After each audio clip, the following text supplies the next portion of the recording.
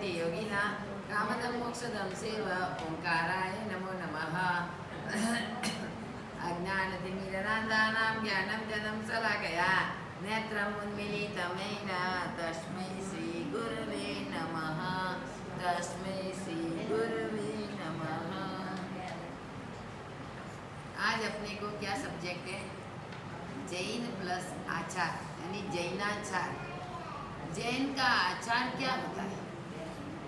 आचार विचार अलग होते हैं जैन के, लेकिन अब सबसे पहले अपन लोग विचार करते हैं कि अपन लोग मनुष्य जन्म कैसे मिला, मनुष्य जन्म में मानस कैसे हुआ, मानव में मानवता कैसे प्राप्त हुई, मानवता में से जैन कैसे हुआ, जैन में से जीन तक पहुंचने के लिए अपने को क्या करना चाहिए। सबसे पहले अपन लोग उसके ऊपर विचार करते हैं कि महान पुण्यदय मानव जीवन मिला है। मानव जीवन मिलने के बाद उन मानव को क्या कहते हैं? जन। जन यानी मानस, मानव। जन शब्द का अर्थ क्या होता है? मानव। अरे जन शब्द पूरी दुनिया में, पूरे जगत में जितने भी मनुष्य हैं वो जन है। जन में से अपन लोग जैन बने हैं, जन में से जीन बना है, जन में से मानवता प्राप्त हुई है अपने में। इतने शब्दों में हर पूरे जगत में जितने भी जन हैं उन जन लोगों में और हमारे अपने लोगों में इतना फर्क है। तो जैन यानी के उससे भी आगे अपन लोग जाते हैं तो जन में से सज्जन बनते हैं। जन में से व्यक्ति सज्जन तक पहुंचता है। लेकिन जन कब बनता है? जन्म में तो आपको मनुष्य लोक में जन्म हुआ, लेकिन जन्म होने के बाद जब सज्जनता प्राप्त करनी है तो कैसे आप प्राप्त करोगे? उसके आगे है सज्जन प्लस मानव प्लस मानवता यानी सज्जन। मानव यानी जन प्लस मानवता यानी सज्जन। जन प्लस मानवता यानी कि जन में से जब मानवता प्राप्त हुई उसका अर्थ है सज्जन। सज्जनता हर व्यक्ति के दिल में, हृदय में नहीं होती है। सज्जन और दुर्जन दो व्यक्ति होते हैं। एक सज्जन होता है, एक दुर्जन होता है। सज्जन में सज्जनता, मानवता प्राप्त होती है और दुर्जन में जो भी मानवता, सज्जनता है वो नष्ट होती है। दो प्रकार के जीव जैन लोक में भी है। हर मनुष्य में दो गुण होते हैं, एक सज्जनता का गुण, एक दुर्जनता का गुण। दुर्जन को चाहे आप कितनी ही भलाई करो, कितना भी भला करो, लेकिन वो दुर्जन का दुर्जन रहेगा। अब बिच्छू को डंक मारने की आदत है, हैबिट है, तो बिच्छू डंक मारेगा ही। आपको आदत है कि बिच्छू को बचाना, जीवों की दया करनी, आपकी आदत, आपकी सज्जनता है तो आपको सज्जनता ही रहेगी। सामने वाला व्यक्ति कितना भी दुर्जन हो, लेकिन आप उनकी कितनी भी भलाई करेंगे तो भी वो दुर्जन का दुर्जन ही रहेगा। तो अपने को दुर्जनता में से सज्जनता प्राप्त करनी है।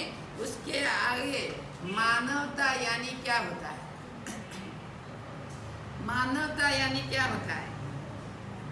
जिसके दिल में दया होती है, जिसके दिल में सदाचार होता है, जिसके दिल में व्यवहार में नीति होती है, वो कहलाता है सज्जन।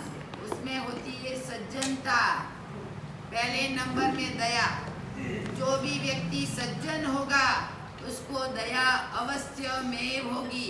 और जैन कुल में जन्मा हुआ व्यक्ति दया के पात्र ही बनेगा। चाहे वो कुछ नहीं करता होगा, चाहे वो मंदिर नहीं जाता होगा, दर्शन नहीं करता होगा, लेकिन दया के बीज, दया के अंकुरे उसके हृदय में अवश्य में होंगे। उसके हृदय में सदाचार गुण होगा, व्यवहार में नीति होगी, अनीति कभी नहीं करेंगे, वो नीति से ही कार्य करेंगे। वो कहलाते हैं मानवता या सज्जनता उसके दिल में, हृदय में। उसके आगे अपन लोग चलते हैं। अभी जन के ऊपर दो मात्रा लगाते हैं। जन के ऊपर ज शब्द व्यंजन से बना हुआ है, उसके ऊपर दो मात्रा लगाएंगे स्वर की। स्वर और व्यंजन, अ आ ई ए स्वर है, व्यंजन में बारखड़ी आती है ना, क से लगाकर जितनी भी बारखड़ी वो सब व्यंजन है। संस्कृत में आता है स्वर और व्यंजन, उसके ऊपर बे मात्रा लगाएंगे कि किसकी दो मात्रा लगानी है? जन में जन शब्द है, आप मनुष्य है, उसके ऊपर जन के ऊपर दो मात्रा किसकी लगानी है? जैन की। लेकिन किस शब्दों की? ज्ञान और आचार, आचार और विचार, त्याग और वैराग्य, ये दो दो शब्दों की मात्रा लगानी है। आचार और विचार जब दो मात्रा लगाएंगे, जब व्यक्ति जैन बनेगा तब उसके ऊपर दो मात्रा लगी हुई होगी। वो दो मात्रा है ज्ञान और आचार गिनो, आचार और विचार गिनो, त्याग और वैराग्य गिनो, तो ही वो जैन बन सकता है। जैन शब्द में कितना महत्व है, वो दो मात्रा आपके शब्दों के ऊपर मनुष्य के ऊपर लगी हुई है। जन यानी मानव होता है, मानव के ऊपर दो मात्रा जब लगी तब आप जैन बने। जैन बनने के बाद अपन लोग चलते आगे। ज्ञान और आचार विचार आप में अच्छा होना चाहिए। आचार विचार बराबर है? कैसा आचार विचार? जैन दर्शन में, जैन धर्म में जो भी बताया है वो अपन लोग उसके गलत मार्ग में जाना तो अपन लोग जैन नहीं। जो भी ज्ञान और आचार विचार है जैनों का, उन जैनों के आचार विचार में ही अपने को चलना चाहिए, तो ही अपन लोग जैन कहलाते। जैन में से जिन बनता है, जैन में से जिन बनता है जब वितरागता प्राप्त होती है, जब अपने में वितरागता प्राप्त होती है, प्रभु के प्रति प्रीति होती है, प्रभु के दर्शन की झंकना होती है, तब वो जन में से जैन बना, जैन में से जिन बना। तीन शब्दों में उसका बंटवारा होता है। जन में से जैन, जैन में से जिन, जैन में से ही व्यक्ति जिन बना है। जब मानस मनुष्य में नहीं जन्म लेंगे तो जिन तक कब पहुंच पाएंगे अपन लोग? जिन तक पहुंचना है तो वितरागता प्राप्त करनी पड़ेगी, प्रभु के प्रति प्रीति करनी पड़ेगी। प्रभु में दर्शन करते करते 3.5 करोड़ रुमाटा अपने खड़े होने चाहिए। प्रभु को देखते ही, प्रभु के स्वरूप को देखते ही अपने को आनंद उल्लास इतना होना चाहिए कि प्रभु का दर्शन भी आपको एक निर्मल बना देगा। प्रभु का दर्शन भी, पूजा तो अलग है, प्रभु के दर्शन भी आपको निर्मल एक बना देगा। तो अपने को प्रभु के दर्शन करके ही निर्मलता प्राप्त करनी है। अब अपन लोग चलते हैं आगे जैनाचार में, क्योंकि हम जैन बन गए हैं, जिन बन गए हैं। जैन में से जिन को प्रभु को भेंटने के लिए जाना है, प्रभु के दर्शन करने के लिए जाना है, तो किस प्रकार जाना? सबसे पहले नंबर में ये निर्दोष संघ में भी मेरी भावना है कि एक बार आडंबर सहित प्रभु के दर्शन करना।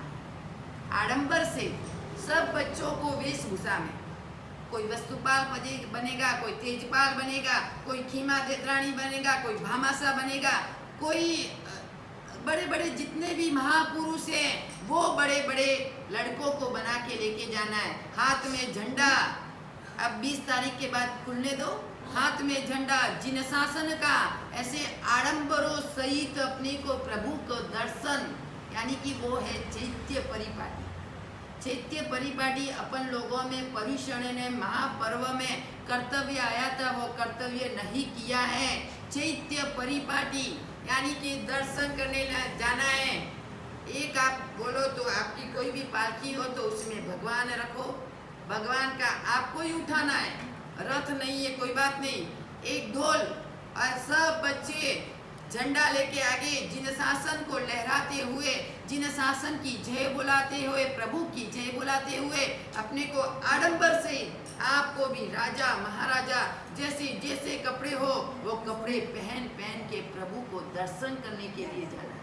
वर्ष में एक बार प्रभु के ऐसे दर्शन तो अवश्य में, हर हाथ में, हर एक के हाथ में थाल भरा हुआ आडंबर सहित अपने को प्रभु के दर्शन, इधर से जाएंगे इधर तक, जहाँ तक जैन का घर है वहाँ तक आप लहराते लहराते इधर से वापस उधर जाएंगे, उधर जहाँ तक जैन का घर है उधर से वापस आते हुए अपने को मंदिर का दर्शन करना है। उसमें क्या करना है, एक ढोल लाना है बजाने वाला, और बच्चों को वेशभूषा, सब लोग बच्चे हम बोलेंगे वो पहन के आ जाएंगे। बच्चे को थोड़ा गिफ्ट भी देना हो, भाई बच्चे रोने लगेंगे, 2 घंटा कौन भरेगा, कोई फ्री में थोड़ी कोई भरता है, ढोल वाला लाएगा तो उनको भी पैसा देना पड़ता है, तो बच्चे को तो भी कुछ न कुछ आपको गिफ्ट तो देना है। क्या देना है वो मैं आपको बोल दूंगी, इधर नहीं, बाद में आपको बोल दूंगी क्या देना है। ऐसे आडंबर सहित प्रभु के दर्शन करने के लिए जाना है। जो भी लाभार्थी की इच्छा हो वो इधर नाम बोल देना। अपन लोग 20 तारीख के बाद जब खुलेगा तब कोई भी एक दिन निकाल के अपन लोग ऐसे आडंबर सहित दर्शन करने, इसमें कोई खर्च नहीं है। जो भी बच्चे होंगे उसको थोड़ा गिफ्ट देना है और प्रभावना देनी है, और पूरे संघ को दर्शन करवाना, चैत्य परिपाटी करवानी, वो चैत्य परिपाटी का लाभ आपको मिलेगा। आप एक संघ निकालो, उससे संघपति से तो यह थोड़ा लाभ है, संघपति में ज्यादा लाभ है, लेकिन चैत्य परिपाटी सभी लोगों को, पूरे गांव वालों को आडंबर से दर्शन करवाएंगे तो आपको लाभ मिलेगा। किसी की भी इच्छा हो लाभार्थी बनने की तो आप नाम लिखवा देना, वो उसमें कोई खर्चा नहीं है। अरे अपने घरों के लिए तो बहुत कुछ खर्च किया है, लेकिन जिन शासन के लिए, जैन दर्शन के लिए पहली बार दर्शन करवाना है, प्रभु के दर्शन किसी ने किया भी नहीं होगा। यहाँ जो रहते हैं कई लोग दर्शन करने के लिए नहीं आते हैं, वो घर में ही बैठे रहते हैं, तो उनको भी साथ लेके दर्शन करवाना है। जिसकी भी इच्छा हो, सबसे पहले अपन लोग प्रभु के दर्शन करने के लिए जाते हैं। दर्शनम देव देवस्य, दर्शनम पाप नाशनम, दर्शनम स्वर्ग सोपानम, दर्शनम मोक्ष साधनम। दर्शनम देव देवस्य, दर्शन करने से, देव के दर्शन करने से, दर्शनम पाप नाशनम, कोई भी प्रकार का जिस व्यक्ति ने पाप किया होगा उस पापों का नाश होगा।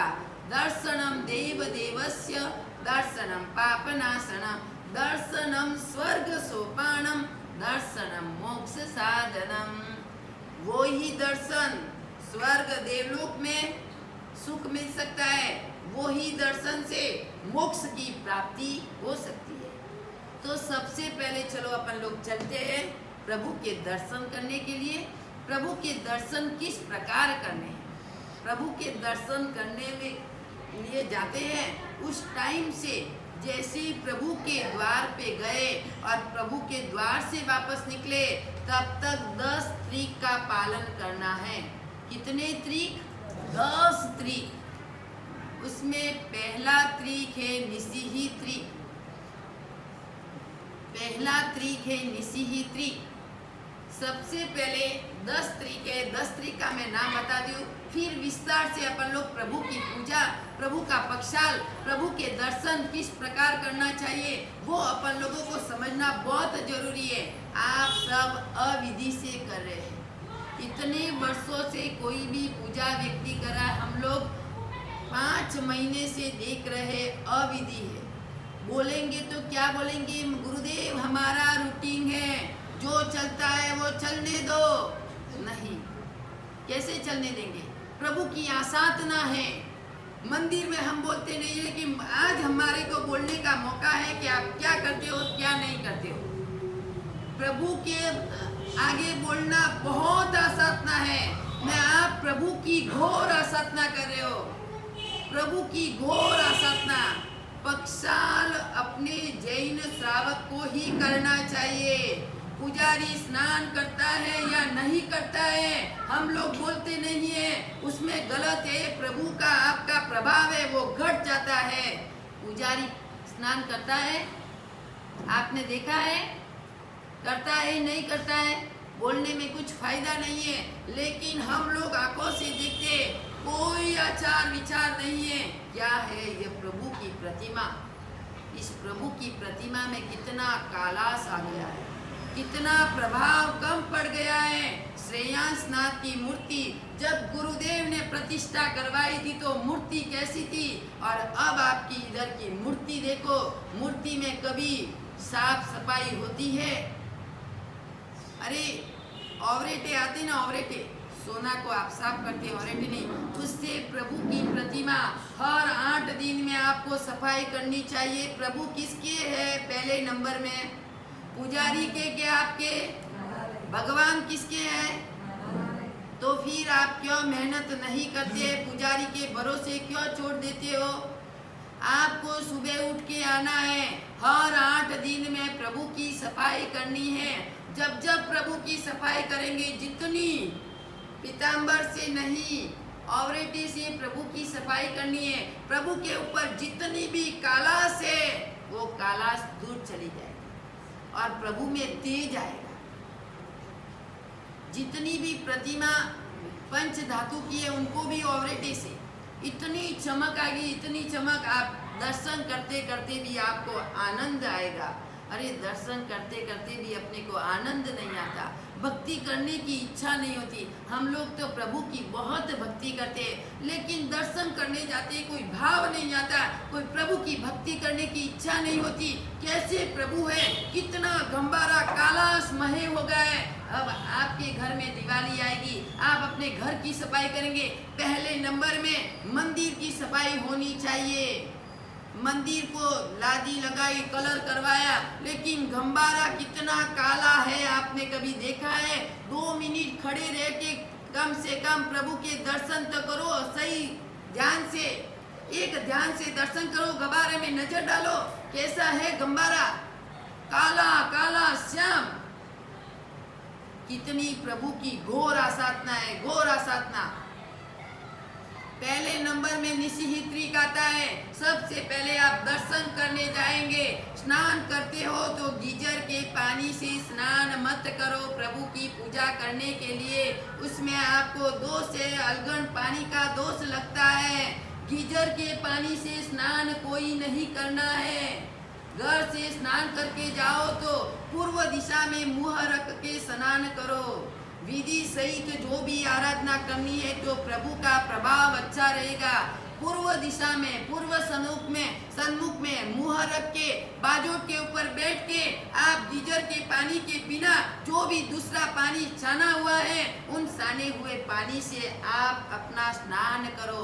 पहले अपनी शुद्धि रखो, फिर बाद में प्रभु की शुद्धि करने के लिए आप जाओ। अपने में शुद्धि नहीं है तो फिर प्रभु की शुद्धि कैसे करेंगे? कोई भी स्नान करता है सब गीजर के पानी से, गर्म पानी गीजर के पानी से स्नान करते हो ना, गलत है।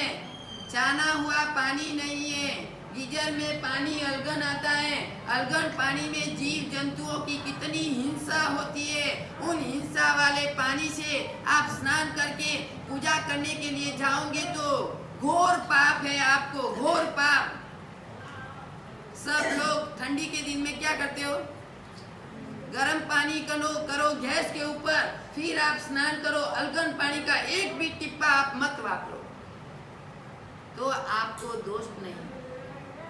पहले नंबर में अपने शरीर की शुद्धि इस प्रकार करनी है। इसके बाद अपन लोग शुद्धि करके जो भी अपन लोग वे फूल लेके आते तो थाल में भर के, चावले में भर के लेके आओ। चंदा में नीचे फूल मत डालो, बाट के ऊपर फूल मत रखो। बहुत साड़ी में, पहनी हुई साड़ी में लाया हुआ फूल प्रभु को चढ़ा नहीं सकते, लेके आते हम लोग नजरों से देखे। 5 महीने में देखा हुआ हम लोग आज आपको बोलेंगे कि आपने क्या किया है। वो ही साड़ी अशुद्ध, कोई शुद्ध साड़ी नहीं, स्नान किया हुआ नहीं, उसके साड़ी में लाए हुए फूल प्रभु को आप चढ़ाएंगे तो प्रभु की घोर आसाधना है। आप फूल मत चढ़ाओ, लेकिन घोर आसाधना है। चांदी का फूल बनाओ, वो ही चांदी के फूल से आप प्रभु की पूजा करो। ऐसे फूल आप कभी मत चढ़ाना, उल्टा घोर आसाधना है। पुष्प पूजा में लाभ तो बहुत मिलता है, लेकिन ऐसे लाए हुए फूल हम लोगों ने नजरों से देखे, किसी ने बताई हुई बात नहीं, हमारे आंखों से नजरों से देखे हुए बात मैं आपको आज कर रही हूँ। क्या आप लोग 5 महीने में हम लोगों ने आंखों से देखी, आप लोग कितनी घोर आसाधना करते हो। अरे कम से कम एक फूल चढ़ाओ, 10 जन हाथ रखो, लेकिन ऐसे झाड़ी में लाए हुए फूल आपको कलपते नहीं हैं। चावला लेके जाओ, टोकरी लेके जाओ, उसमें फूल लेके आओ। फूल को इतनी भी खिलापना नहीं होनी चाहिए। पाट के ऊपर भी आप फूल मत रखो, पाट के ऊपर भी फूल रख के भी आप मत चढ़ाओ, सबको देते हो। तो सबसे पहले स्नान की विधि है, पूर्व दिशा में बैठकर ऐसे स्नान करना चाहिए। बाद में स्नान करके कपड़े पहनते हो। जो भी व्यक्ति, जो भी जेंट्स लोग आता है, पूजा के कपड़े हैं उनका ही रुमाल आप 8 पड़ का रुमाल बनाओ। 8 पड़ होने चाहिए, क्योंकि अपना श्वासोश्वास प्रभु के ऊपर न जाए, इसकी आसाधना न होए, वो अपने को घोर पाप है। रुमाल दूसरा बांधते, उनका 8 पड़ आपका हुआ है या नहीं। 1 पड़, 2 पड़, 4 पड़, 6 पड़ और 8 पड़। ऐसे करेंगे तो 4 पड़ होगा, फिर ऐसे करेंगे तो 6 पड़, फिर ऐसे करेंगे तो 8 पड़।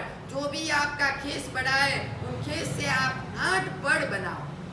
8 पड़ किस लिए कि जब तक 8 पड़ अपने को बांधा हुआ होता है, उन 8 पड़ों में से अपनी जो श्वास क्रिया है वो प्रभु के ऊपर नहीं जाएगी, प्रभु को घोर आसाधना नहीं होगी। प्रभु को छूना है तो कहाँ, जब जहाँ पक्षाल करना है तब, जब पूजा करनी है तब, और जब पुष्प चढ़ाना है तब। बाद में प्रभु को भाग डालनी, प्रभु को ऐसे मिलना, अरे घोर आसाधना है। जो भी यहाँ साधना आप कर रहे हैं, आप बोले हम पूजा पढ़ाई, स्नात्र पढ़ाई, वो काम किया, इतनी आराधना की, लेकिन आप घोर कर्म बांध के घर में आए, अविधि से की हुई पूजा आपको सफल पुण्य नहीं मिलता है। आपको अविधि से की हुई पूजा से आपको पुण्य नहीं मिलेगा। पुण्य पूजा करनी है, आप एक भगवान की करो, एक चरण अंगूठे करो, लेकिन विधि सहित करो। जो भी विधि सहित करेंगे उनको लाभ मिलेगा। अब अपने को आगे जाना है। जब अपन लोग आए, तिलक करना है तो शास्त्रों में लिखा है, तिलक भी बाजोट के ऊपर बैठ के, पद्मासन में बैठ के प्रभु की आज्ञा शिरोधार्य करनी है। पहले नंबर में निसिहित्वी यानी 3 प्रकार की निसिही। आप उपाश्रय में आओ, निसिही करके आओ। कई भाइयों की आदत होती है, जब भी आप दुकान खोलते हैं ना, जब बराबर दरवाजे को क्या करते हैं, 3 बार नमस्कार करते। क्यों? लक्ष्मी देवी की प्राप्ति हो, इसलिए दुकान के दरवाजे ऊपर 3 बार निसिही ऐसे आप करते हो। किसकी प्राप्ति के लिए? लक्ष्मी की, बराबर लक्ष्मी देवी की प्राप्ति के लिए। यानी वैभव संपत्ति मेरे को छादा मिलो, मैं दुकान को नमस्कार करते अंदर घुसता हूँ, पैर जिम्ना पग अंदर रख के मेरे को लक्ष्मी की प्राप्ति हो जाए, बराबर आपका सुकन है। लेकिन प्रभु के दरवाजे के ऊपर जाओ, तभी आपको निसिही करनी बहुत जरूरी होती है।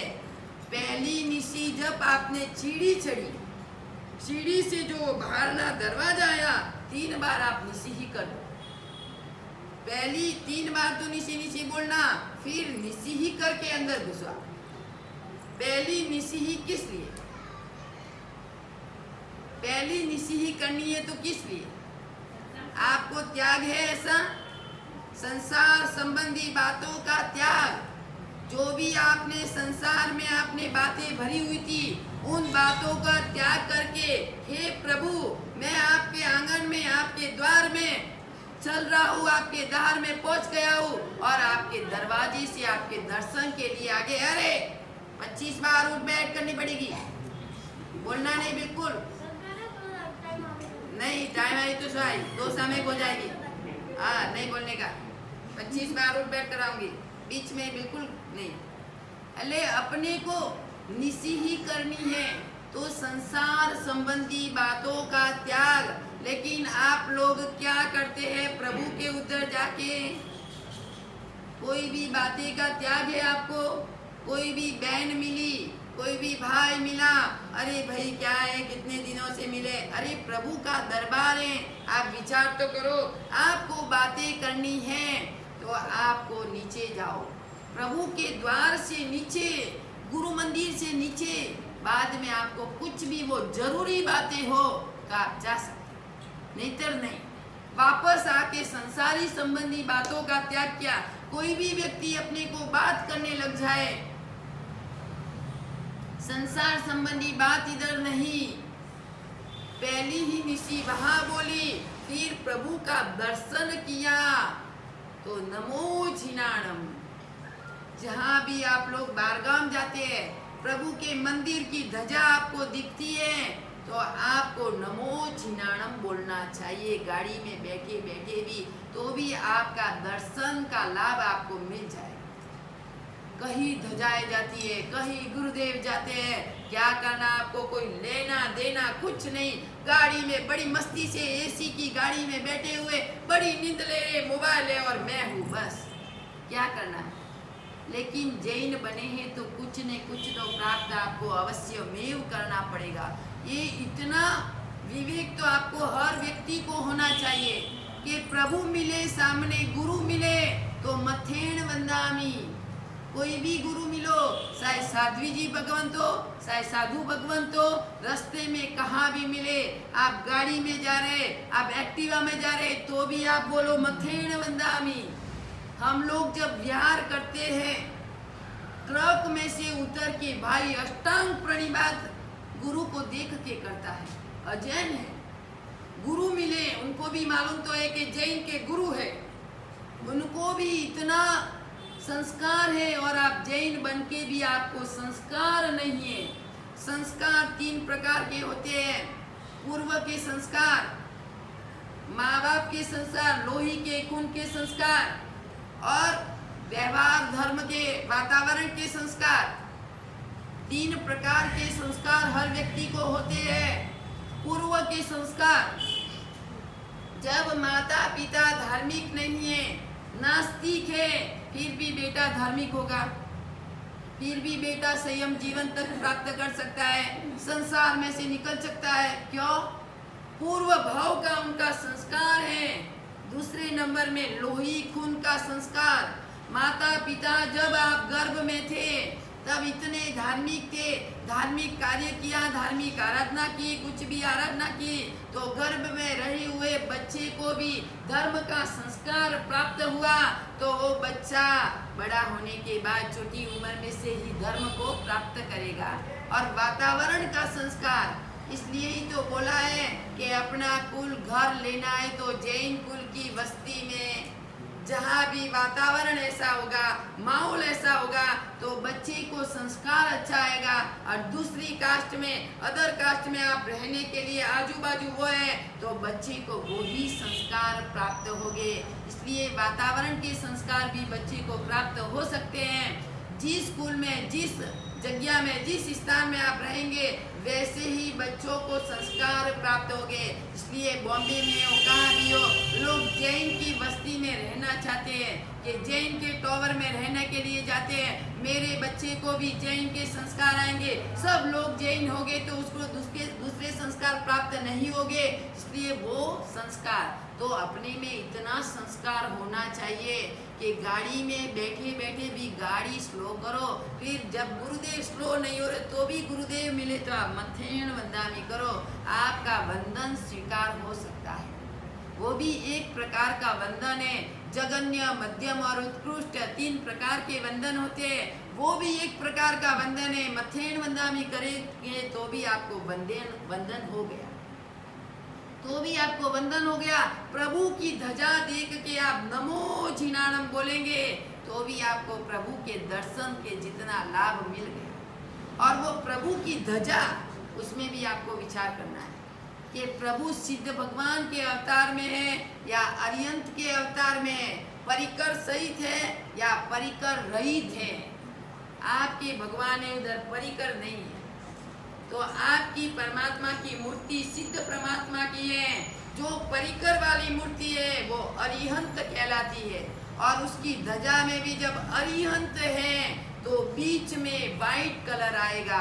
आप ध्वजा देख के भी आप विचार सकेंगे कि भी ये इसमें अरिहंत भगवान है, परिकर वाली मूर्ति है, बीच में वाइट। और जब सिद्ध भगवान होंगे तो बीच में रेड कलर आएगा। जो भी ध्वजा है आप प्रत्यक्ष देखना कि कौन से भगवान है। ध्वजा देख के आपको लगेगा कि परिकर सहित भगवान है। आप अंदर जाके दर्शन करो, अवश्य में परिकर वाली ही मूर्ति होगी। बीच में वाइट होगा, अरिहंत का वर्ण वाइट है इसलिए बीच में वाइट। सिद्ध भगवान का वर्ण रेड है इसलिए बीच में रेड। तो ऐसी ध्वजा देख के भी आप उनकी प्रख्याति कर सकते हो, उनकी ध्यान रख सकते हो कि भी ध्वजा है ऐसी तो ऐसे भगवान भी है, वो भी आपको ज्ञान प्राप्त होगा। पहली नंबर की निशी ही आपने बोली, संसार संबंधी कोई भी बात है तो आप उनका त्याग करो। ऐसी साड़ी कहाँ से लाई, ऐसा वेश कहाँ से लाया, ये कहाँ से लाया बंगड़ी, वो मंदिर में जाके नहीं करना है। जो भी आपको बात करनी है, आपको पूछना हो तो आप उनके घर में जा सकते हैं। 2 घंटे बैठो, 3 घंटे बैठो, 1 घंटा बैठो, कोई तकलीफ नहीं है, कोई पाप नहीं है आपको। लेकिन मंदिर में जाके जो भी है अपने प्रभु और मैं बस प्रभु के ही दर्शन करने हैं। उससे आगे अपन लोग अभी जाते हैं। अभी 3 प्रदक्षिणा देंगे।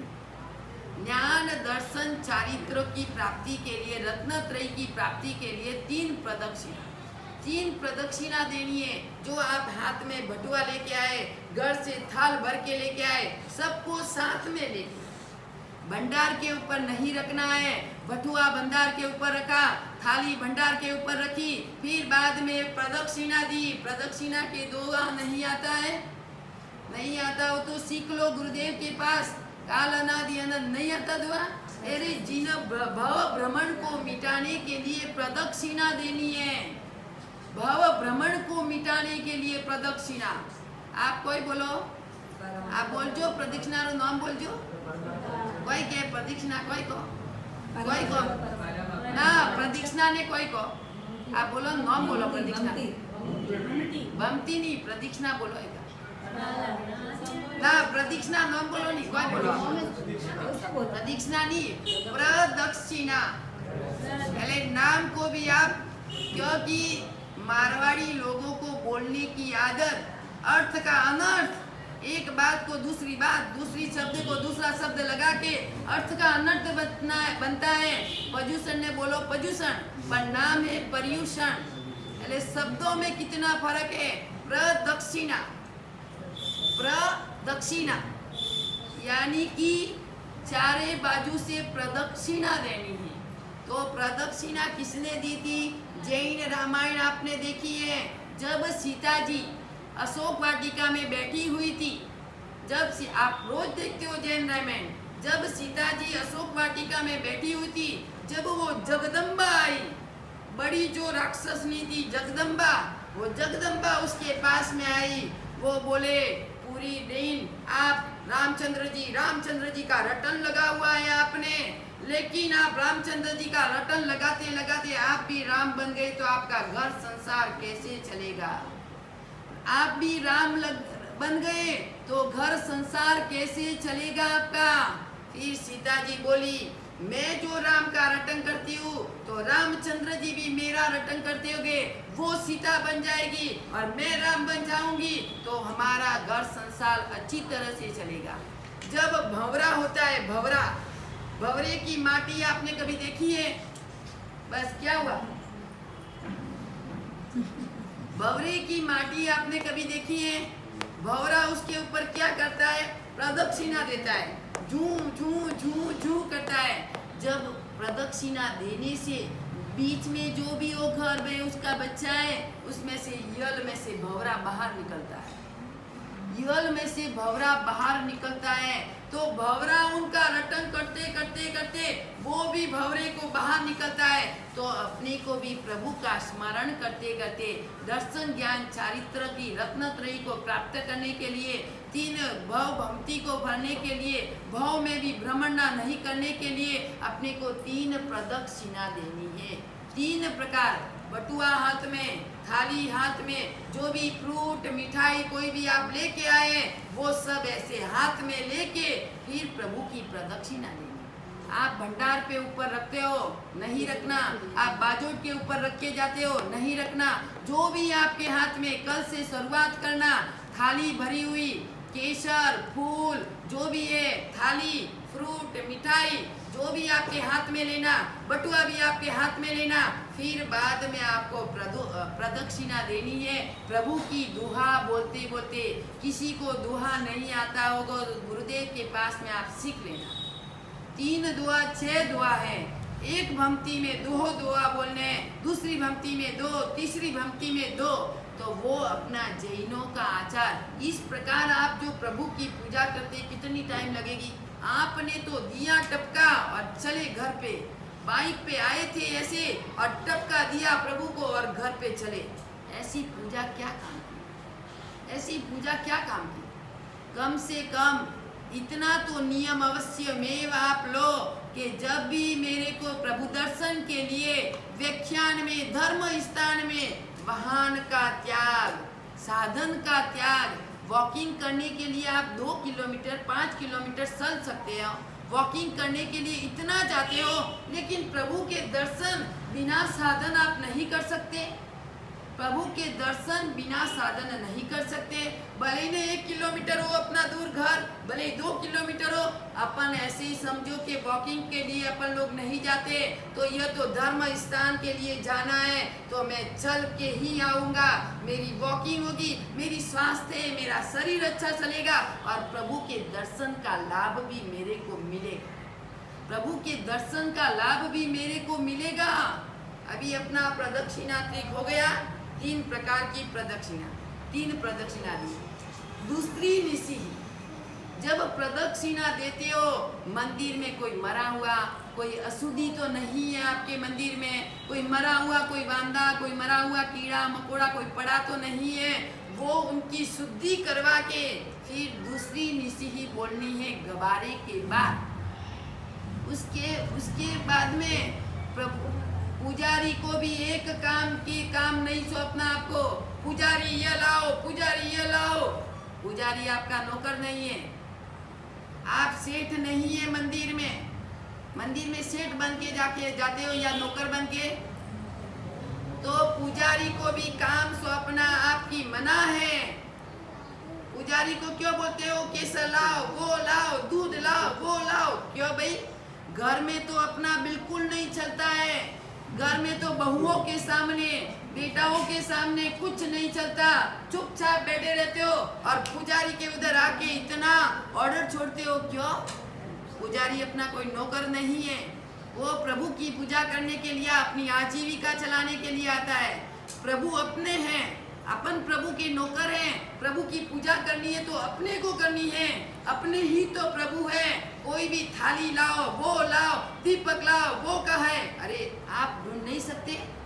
आपको दूसरी निशी बोल दिए तो पुजारी को भी ऑर्डर करने की मनाही है।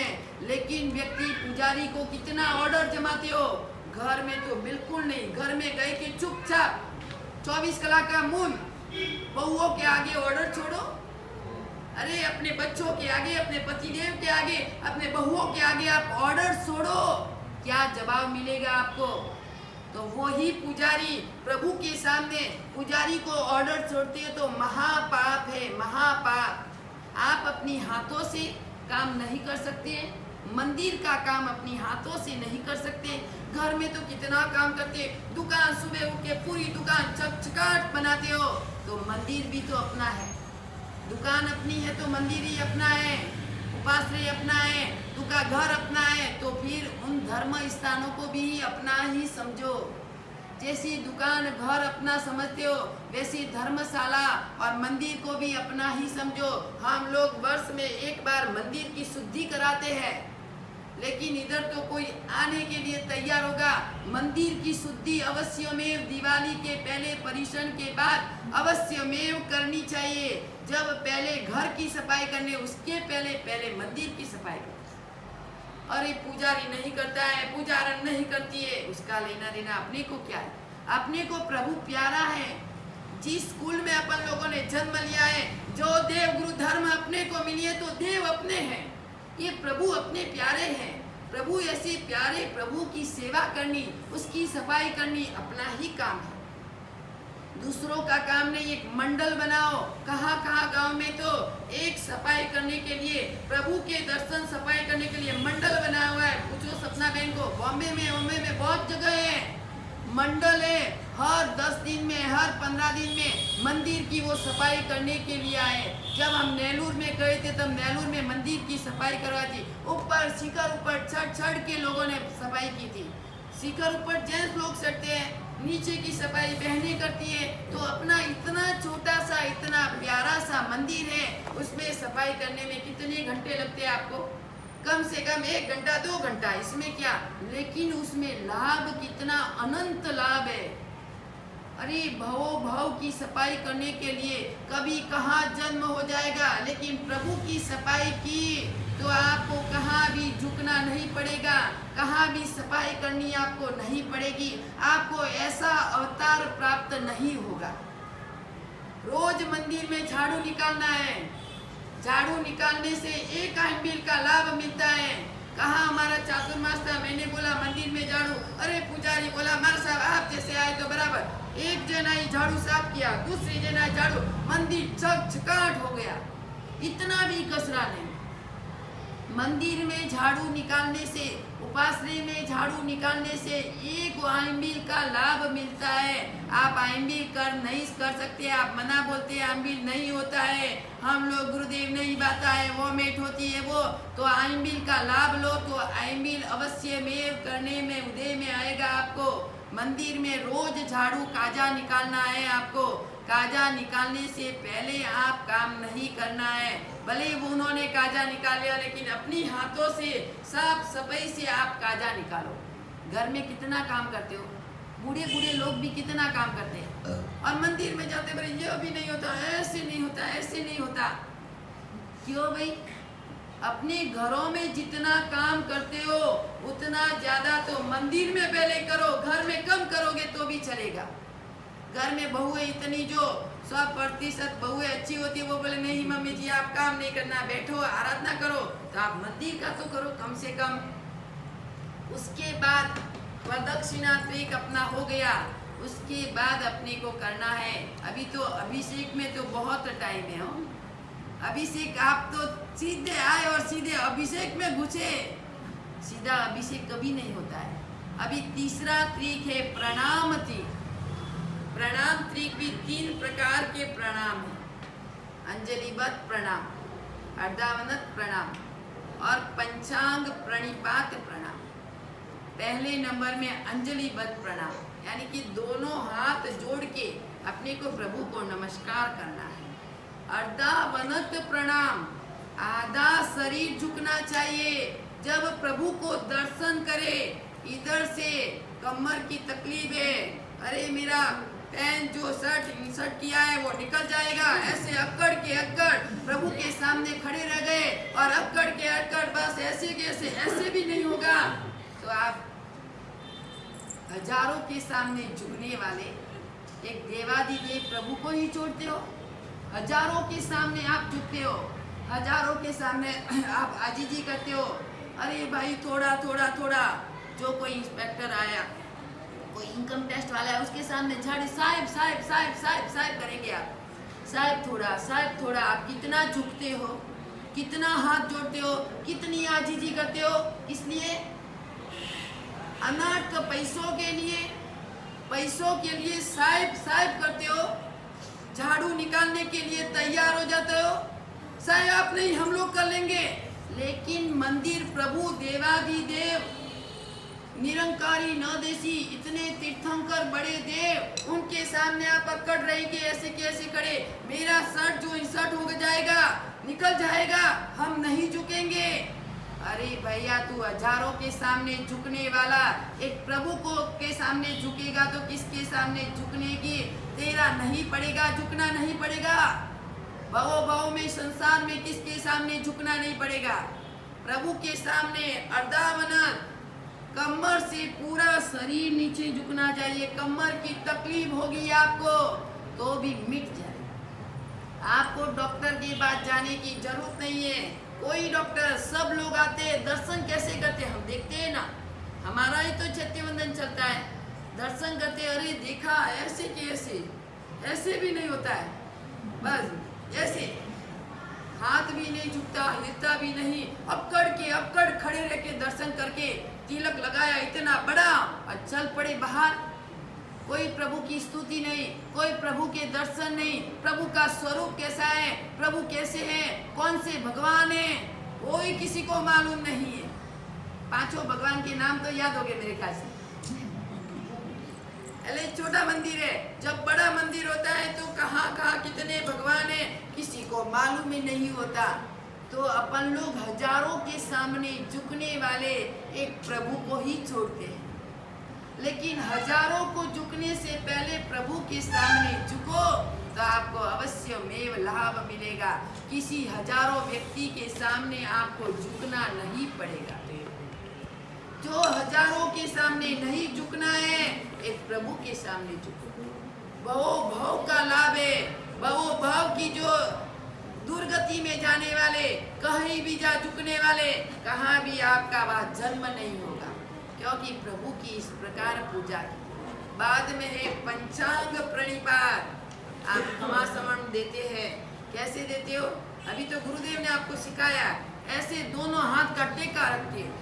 अरे पंचांग प्रणिपात आपको क्षमा समर्पण देने हैं 3, कम से कम आप चैत्यवंदन नहीं करो तो खड़े खड़े पंचांग प्रणिपात 3 क्षमा समर्पण दे के आप प्रभु की स्तुति करके भी आप अर्यंत शय्यानम, अभी अर्यंत शय्यानम तक आपको जो आ जाएगा तो आप अर्यंत शय्यानम जगन्य चैत्यवंदन भी कर सकते हो। ऐसे 3 प्रकार के वंदन प्रणाम अपने को प्रभु को करने हैं। अंजलिबद्ध प्रणाम, अर्धावनर, आधा शरीर बहनों का भी झुकना चाहिए। जब दूसरी निसीही करो, दूसरी निसीही करके अपन लोग प्रभु के सामने स्तुति करना है। सीधे अभिषेक के लिए नहीं जाना है, दूसरी निसीही करके स्तुति करना है। स्तुति करने के बाद अपने को अभिषेक है। आप तो आए, दौड़ते दौड़ते आए, रखा बटुआ, रखी थाली और अभिषेक चालू है, चलो भाई अभिषेक करने के लिए। अभिषेक में कितना लाभ है आप सुनेंगे तो मालूम पड़ेगा। ये 10 तारीख 3 रविवार जाएगा, 1 संडे नहीं, 2 संडे नहीं, 3 संडे। बड़े विस्तार से आपको समझाना, क्योंकि किसी को कुछ मालूम ही नहीं कि किस प्रकार करना है, कैसे करना है, कैसे जाना, कोई मालूम नहीं है। दर्शन करना है तो करो, बस किस प्रकार रहना, किस प्रकार खड़े होना, कहाँ बैठना, पुरुषों को कहाँ खड़े होना, बहनों को कहाँ खड़े होना, कोई नहीं अविधि। करना है तो करना है। उसके बाद में 4th नंबर आता है पूजा त्रिक। पूजा त्रिक यानी पूजा 3 प्रकार की, अंग पूजा, अग्र पूजा और भाव पूजा। अंग पूजा, अग्र पूजा और भाव पूजा पूरा जैनों का आचार है। जैनाचार एक पुस्तक आती है बड़ी, हमारे पास में नहीं है दी, बहुत बड़ी चालो जिनालय जैन पुस्तक आती है, उसको मालूम होगा, बॉम्बे में, गुजरात में बहुत मिलती है। जैनों की आचार यानी कि जैनों की आचार की विधि क्या है, जैन के आचार विचार क्या है, कैसे विधि करनी, किस प्रकार करनी, किस प्रकार जाना। पूजा त्रिक यानी पहले नंबर की पूजा है अंग पूजा, दूसरे नंबर की पूजा है अग्र पूजा, तीसरे नंबर की पूजा है भाव पूजा। पहले नंबर की पूजा अंग पूजा। अंग पूजा कौन कौन सी होती है? एक तो अभिषेक पूजा, एक चंदन पूजा, एक पुष्प पूजा, एक आंगी वांगी चढ़ानी वो पूजा। 3 पूजा अंग पूजा में। अग्र पूजा में नैवेद्य पूजा, फल पूजा, अक्षत पूजा, धूप पूजा, नदी पर पूजा। ये 5 प्रकार की पूजा अग्र पूजा।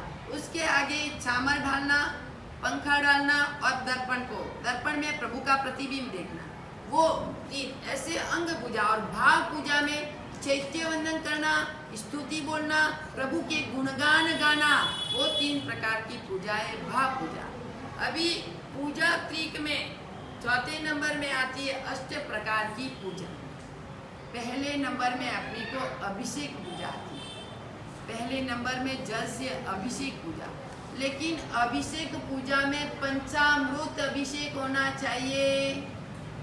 राजू भाई, पंचामृत अभिषेक। पंचामृत अभिषेक में आप बोले कि घी डालते हैं तो कीड़ी आती है, बराबर, लेकिन घी का एक टिप्पा, ऐसे इतना भी टेढ़ी एक टिप्पा इसमें डालो, एक चाकर का टुकड़ा डालो और दही का एक इतना डालो, तो पंचामृत अभिषेक अपने को करना चाहिए। अभिषेक कैसे, किस प्रकार, यानी पुरुषों को जमनी बाजू, बहनों को डाबी बाजू। बहने डाबी बाजू खड़ी होकर करेगी तो आपको अविधि होगी। अविधि से नहीं रहना है।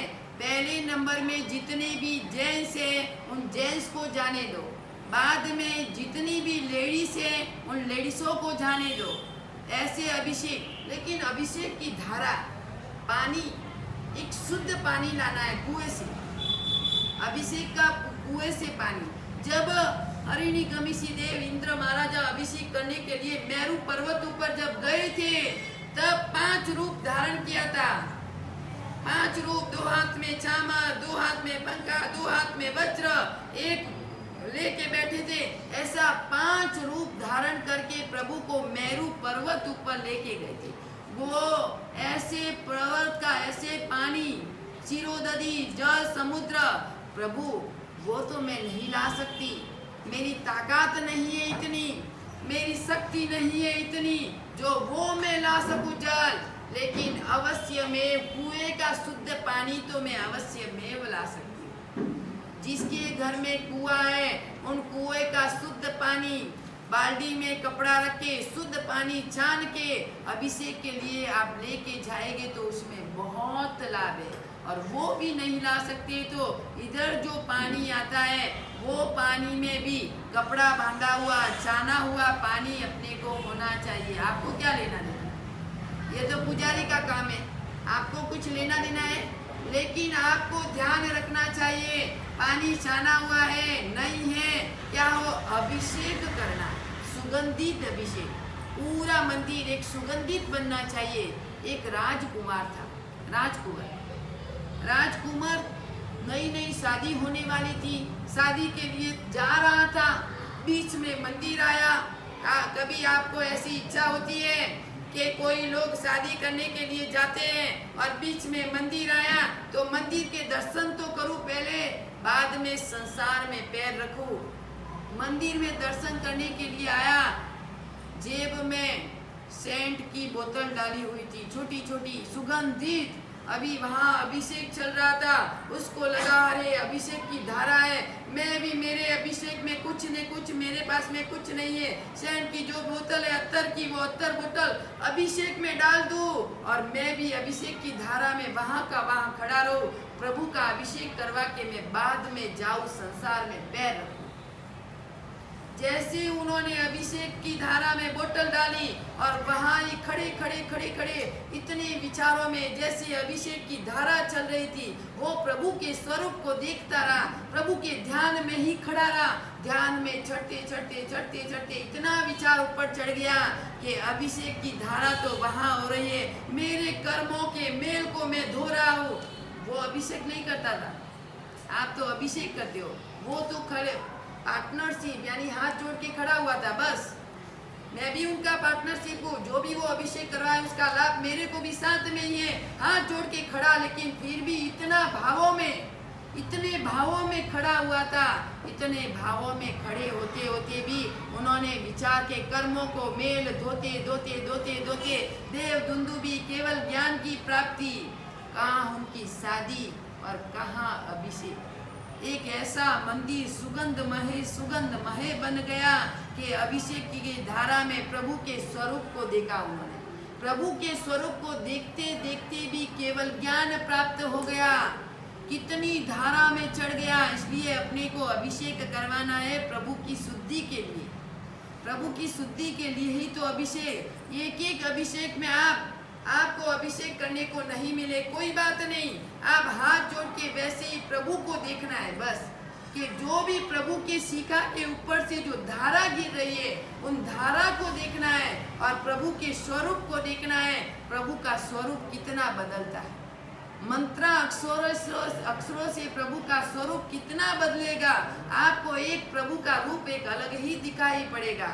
तो अभिषेक करना है, एक बार दो बाजू चामर डोल के खड़े रहना है, शंख बजाना है। शंख आपके इधर नहीं है, सब जगह बजता है। शंख बजाना है, घंट बजाना है और नाचते झूमते प्रभु का अभिषेक करवाना है।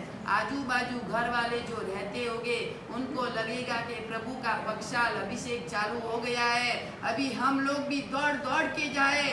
पहले नंबर में प्रभु का अभिषेक तो अवश्य में आपको करवाना चाहिए। अनादि काल से जीवन में जो कर्म के मेल लगे हुए हैं उन कर्मों के मेल को धोने के लिए अभिषेक करवाना है।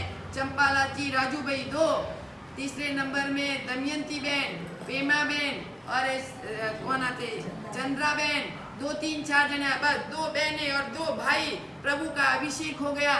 इतने जन लोग रहते हैं, कम से कम सोते सोते बेड में भी आपको आवाज देना चाहिए कि अभी अभिषेक आ रहा है, चलो भाई अभिषेक करने के लिए जल्दी। प्रभु के अभिषेक में बहुत लाभ है, पूजा से भी ज्यादा प्रभु के अभिषेक में लाभ है। लेकिन आप लोग इतने जल्दी उठते नहीं है। सब आपकी क्रिया करके अभिषेक में तैयार होना चाहिए। अभिषेक करने को नहीं मिले तो कोई बात नहीं, चावल लेके झूमना चाहिए कि जब शिरोदरी का पानी, जब मेरू पर्वत में प्रभु का अभिषेक हुआ था, वो अभिषेक तो मैं नहीं करवा सकता, लेकिन इन मनुष्य लोक में रहा हुआ हूँ। मनुष्य लोक में जितनी भी मेरी शक्ति है उसके अनुसार हम अभिषेक करें। हे प्रभु, आपके अभिषेक द्वारा मेरे अंतरात्मा में जितने भी कर्म लगे हुए हैं वो कर्मों का नाश करना, वो कर्मों का धोना। तो प्रभु को स्नान करने की कोई जरूरत नहीं है। प्रभु को स्नान करने की कोई जरूरत नहीं है। प्रभु को भक्त अभिषेक करवाना है। उसके बाद अभिषेक हुआ, फिर जल पूजा, उसके बाद आप चंदन का विलेपन करना है। चंदन का विलेपन, केसर चंदन अपनी हाथों से घुटना चाहिए। स्वद्रव्य से पूजा करो। आप स्वद्रव्य से, जो भी लोग स्वद्रव्य से पूजा करेगा उनको ही अष्ट प्रकारी पूजा का लाभ है। नेतर अष्ट प्रकारी पूजा का लाभ आपको नहीं मिलता है। आप अपने घर से भले के केसर का चढ़ावा बोला आपने, इसमें क्या तकलीफ है?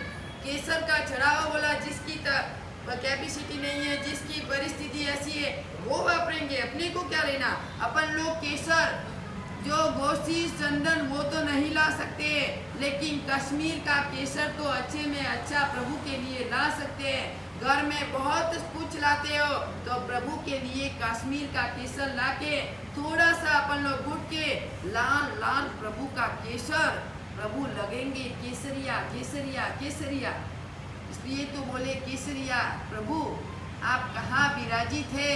ऐसे केसर जैसा चंदन और वाहिट जो कपूर वो बरास आता है, उन बरास का चंदन इतना ठंडा होता है, इतना ठंडा।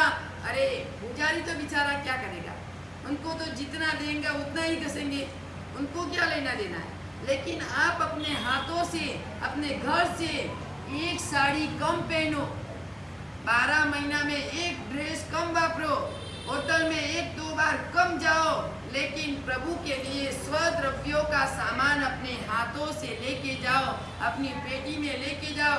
आप अपने हाथों से चंदन घिसो, अपनी हाथों से केसर घिसो, तो अनोखा अष्ट प्रकारी का लाभ आपको अनोखा ही मिलेगा। तो वैसे आपको लाभ लेना है प्रभु का। चंदन विलेपन किस लिए करना है? पूरे अनादिकाल से अपनी आत्मा में आग भभूकी हुई है, आग लगी हुई है, इतनी वेदना है, इतनी आग है शरीर में, कितना अपने को शरीर में गर्मी गर्मी लगती है। उन गर्मी को शांत करने के लिए आप कहाँ जाते हो? रोज वैकेशन में जाते हो ना, कहाँ जाते हो?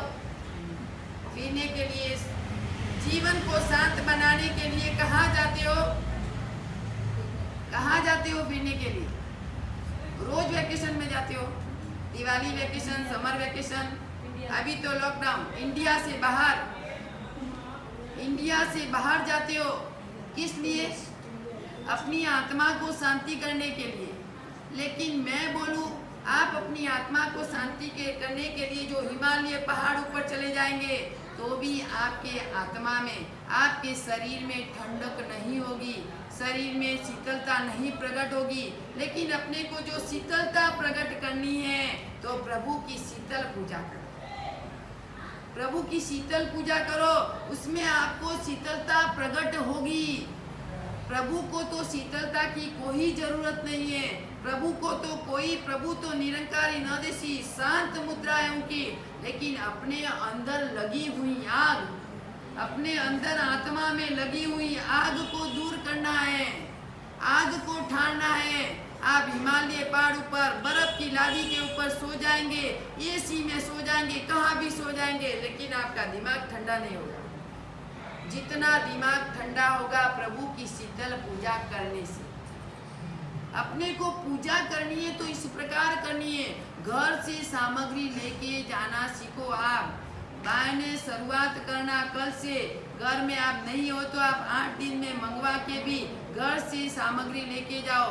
एक साड़ी एक दागिना कम पहनो, लेकिन प्रभु की पूजा करने के लिए अपने जो भी वस्तु प्रभु की है, अपन लोग अपनी हाथों से अपने जो भी अपनी वस्तु है वो वापस। स्वद्रव्य से व्यक्ति करोड़ों अब्जों का मंदिर बनवा सकता है, स्वद्रव्य से बनाता है, पूरा स्वद्रव्य से इतना बड़ा शिखर बंद मंदिर बनवा सकता है, छोटा मंदिर बनवा सकता है। तो अपन लोग मंदिर के लिए नरेश भाई घर की सामग्री स्वद्रव्य की, जो भी स्वद्रव्य से अपनी सामग्री, घर में फ्रूट खाते, मिठाई खाते, कपड़े पहनते, सब कुछ करते, लेकिन प्रभु के लिए आप क्या करते हो? प्रभु के लिए क्या वस्तु लेके जाते हो? खाली हाथ। जहाँ भी कहाँ भी फंक्शन में पार्टी में जाएंगे खाली हाथ जाएंगे क्यों भाई? उधर गिफ्ट लेके कवर लेके जाएंगे और प्रभु के सामने खाली हाथ आप जाते हो। आपके हाथ में बटुआ नहीं है, आपके घर में फ्रूट नहीं है, आपके घर में मिठाई नहीं है, कुछ नहीं है आपके घर में, आप खाली हाथ ही जाते हो प्रभु के सामने। इतनी वैरायटी, जितना घर में सब कुछ खाते, अपना पेट ही भरते हो कि कोई सुकृत करने में भी कुछ वपराश करते हो। खाली हाथ कभी नहीं जाना, चाहे जेंट्स लोग हो चाहे लेडीज लोग हो। प्रभु के सामने स्वस्तिक करो। आपको स्वस्तिक नहीं करना है कोई बात नहीं, आप फ्रूट रखो, प्रभु के सामने चावल का ढगला कर दो।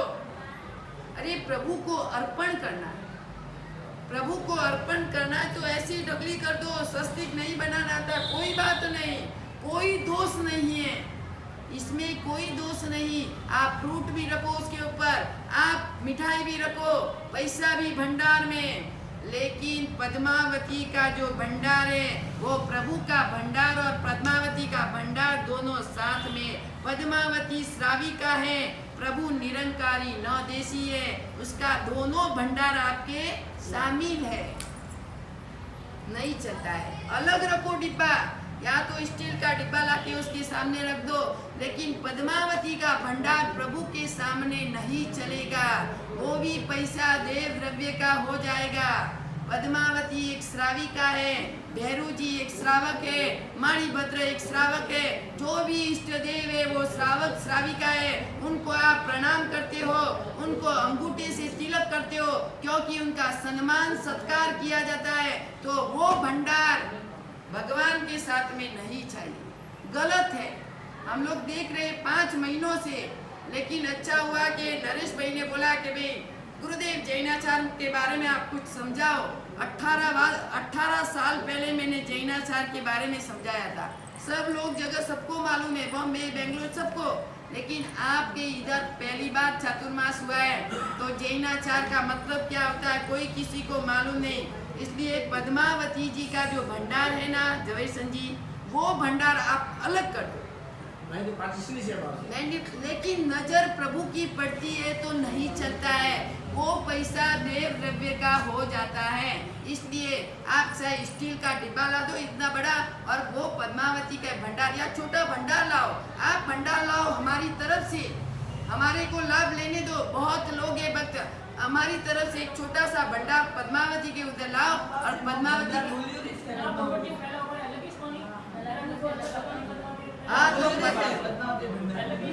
तो अलग लाओ भंडार, उधर रख दो जितना। अरे आपको मालूम नहीं था, आपने रख दिया, इसमें कोई दोष नहीं है। जब से आपको मालूम पड़ा, आपको ध्यान में आया, तो अभी से आप अलग कर दो। अलग हो तो अच्छा है। वो श्राविका है, उसका पैसा साधारण खाता में जाता है। भैरू जी का, माणिभद्र जी का, पद्मावती जी का पैसा साधारण खाता में, गुरुदेव का पैसा जाता है व्यवच खाता में, और जीव दया का पैसा जीव दया में। सबका पैसा अलग अलग, और देव द्रव्य का पैसा देव द्रव्य में। એટલે देव द्रव्य प्रभु की समक्ष, प्रभु की जब नजर पड़ती है तो दोनों भंडार साथ में नहीं चलते। इसलिए आपको नहीं मालूम था, कोई बात नहीं, आपको दोष नहीं है। नहीं जानने से भी आपने रख दिया, कोई दोष नहीं है। अब की बार भी आप अलग रख दो तो आपको फायदा होगा। वो पैसा आप साधारण खाता में ले सकते हो। भैरू जी के पैसे, माणिभद्र जी के पैसे, जितना भी चढ़ावा हो, कोई भी आओ, सब पैसा साधारण खाता में आप ले सकते हो। वो सातों क्षेत्र में वापर सकते हो, क्योंकि वो श्रावक है।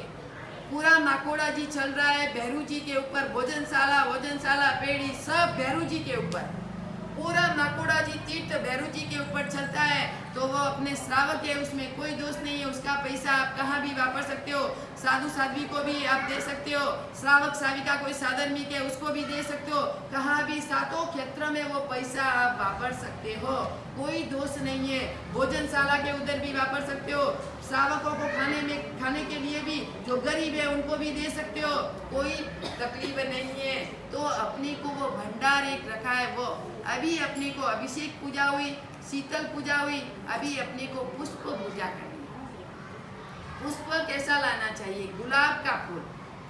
गुलाब का फूल नहीं है तो मरुआ है, मरुए की जो कली आती है ना, मरुआ, वो तो अपने को फूल लाने के बाद कपड़े में फूल लाओ। कोटरी में भी है, टोकरी में भी एक कपड़ा रखो, कपड़े में फूल रखो, क्योंकि वो फूलों की इतनी किलामणा होती है।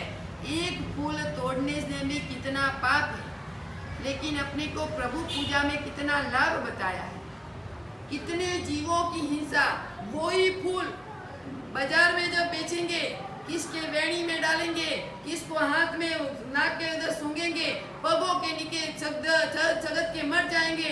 लेकिन जितने भी फूलों को अपन लोग अभेदान देंगे और प्रभु के चरणों में जाएंगे तो उनको अभेदान मिल जाएगा, और वो फूल बहुत लाभदायक है। इसलिए आपको एक एक करके पूजा करने के लिए जाना है। आप गबारा पूरा भरा हुआ है तो एक दूसरे को टच कर करके पूजा करते हो, वो भी आपको नहीं करनी। एक इस साइड खड़ा रहो, एक इस साइड खड़ा रहो। 2 जन पूजा करके आए, वापस 2 जन जाओ। गंबारा बहुत छोटा है, इसकी आपका विवेक रखो।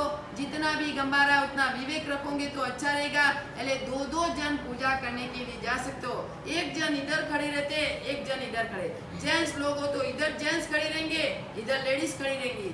एक जेंट्स और लेडीज भी पूजा कर सकती है, उसमें कोई दोष नहीं है, कोई दोष नहीं है। अभिषेक करो तो भी आप कर सकते हैं, कोई दोष नहीं है। मर्यादा के हिसाब से एक जेंट्स इधर खड़े रहेगा, लेडीज इधर खड़ी रहेगा, दोनों ऐसे मिलके भाई बहन की तरह पूजा करेंगे तो कोई तकलीफ नहीं है, उसमें कोई दोष नहीं है। आपके दिल में जो शंका कुशंका हो तो वो भी निकाल देना, कोई शंका नहीं है, इसमें पाप भी कोई नहीं है, पूजा कर सकते हो। लेकिन मर्यादा विनय विवेक से आप पूजा करो, धक्का मुक्की मत लगाओ। जितनी भी धक्का मुक्की लगाएंगे, विनय विवेक बिना पूजा करेंगे, आप स्नात्र पढ़ा रहे, एक साइड अभिषेक करे, एक साइड पूजा करे, एक साइड चैत्य वंदन करे, वो आपकी अविधि है। या तो आप स्नात्र पढ़ाओ, या आप प्रभु का अभिषेक पूरा करके, प्रभु की पूजा पूर्ण करके, प्रभु की अष्टप्रकारी पूजा करके फिर स्नात्र पढ़ाओ। या जो स्नात्र पढ़ा रहे तो आपके उधर छोटी प्रतिमा है, उनके ऊपर आप अष्टप्रकारी पूजा आपको हो जाएगी। बाद में आप प्रभु की पूजा करेंगे तो भी चलेगा, उसमें कोई दोष नहीं है। सिद्ध चक्र की पूजा करने के बाद भी प्रभु की पूजा कर सकते हैं, उसमें पंच परमेष्टि का वास है। अरिहंत, क्षीर, आचार्य, उपाध्याय, साधु। सिद्ध चक्र जी की पूजा पहले की घटेगी, बाद आप बोलेंगे प्रभु की पूजा नहीं होती। प्रभु की पूजा आपको हो सकती है। कहाँ भी जो देवी देवता है उनकी पूजा करने के बाद शीत चक्र की पूजा नहीं होती और प्रभु की पूजा भी नहीं होती। पहले प्रभु की पूजा करो, फिर बाद में गुरुदेव की पूजा करो। पहले गुरु का पक्षाल किया, बाद में प्रभु का पक्षाल, वो भी एक आसाधना है। प्रभु गुरु से प्रभु बड़े हैं, प्रभु के नीचे गुरु नहीं है, गुरु के नीचे प्रभु नहीं है, प्रभु के नीचे गुरु है। तो पहले प्रभु का पक्षाल करो, बाद में गुरुदेव का पक्षाल करो। माणिभद्र जी की पूजा स्त्रियां नहीं कर सकती है, दोष है उसमें। स्त्री हाथ नहीं टच कर सकती है माणिभद्र जी को। तो कहाँ भी सब जगह मना लिखा हुआ है, किसी को भी माणिभद्र जी की पूजा जेंट्स लोग ही कर सकते हैं। उसमें स्त्री करेगी तो दोष है, तो अपने को ये दोष भागीदार नहीं बनना है। और आपने गुरु की पूजा की, वो ही कटोरी केसर प्रभु की पूजा करेंगे तो उसमें दोष है, क्योंकि गुरु से प्रभु ऊपर है। तो आपको आसाधना होगी, ये आसाधना से आपको बचना है और आसाधना से ऊपर चढ़ना है, बच के पापों से दूर रहना है। जो भी करो विधि सहित करो। बाद में दूसरी निशी बोली, प्रभु की फूल पूजा हुई, उसके बाद में धूप पूजा करेंगे, उसके बाद में दीपक पूजा। सबका दृष्टांत बाकी है, वो दूसरे रविवार को मैं समझाऊंगी। अभी तो मैं आपको ऐसे ही बता रही हूँ। उसके बाद में धूप पूजा, उसके बाद में दीपक पूजा, उसके बाद में आप पंखा डालते हो, चामर डालते हो, क्या बोलते हो आप? दुहा तो बोलते होगे ना।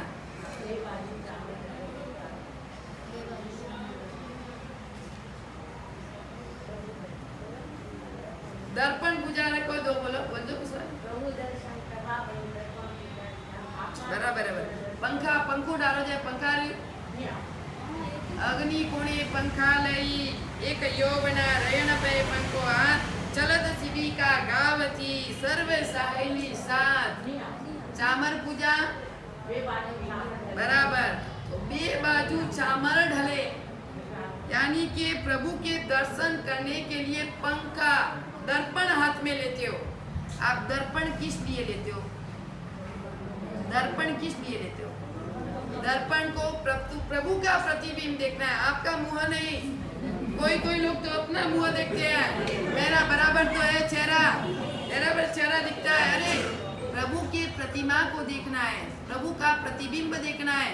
अपना प्रतिबिंब तो पूरे दिन घर में देखते हो।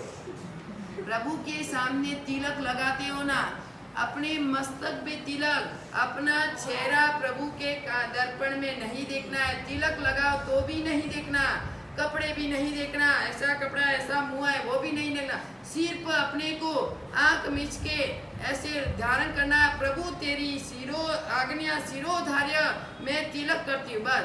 आंख खोल के प्रभु के सामने मुंह भी बराबर नहीं देखना है।